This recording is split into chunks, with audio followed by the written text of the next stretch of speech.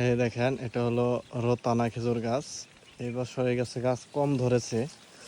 তো যাই হোক, আমি এখানে একটা কলম দিয়েছিলাম, দেশে যাওয়ার কথা ছিল আমার 7 মাস আগে। দেখেন অনেকগুলা শিকড় হয়েছে।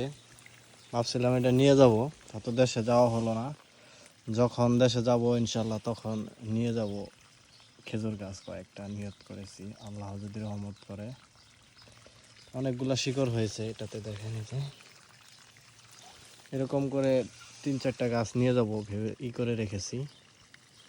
এটা হলো রতানা খেজুর, অনেক ভালো লাগে খেজুরগুলা, অনেক মজাদার খেজুর।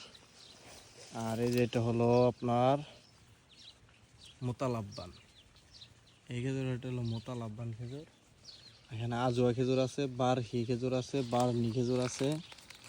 আর এই যেটা হলো হালুয়া খেজুর, এইটা হলো হালুয়া খেজুর।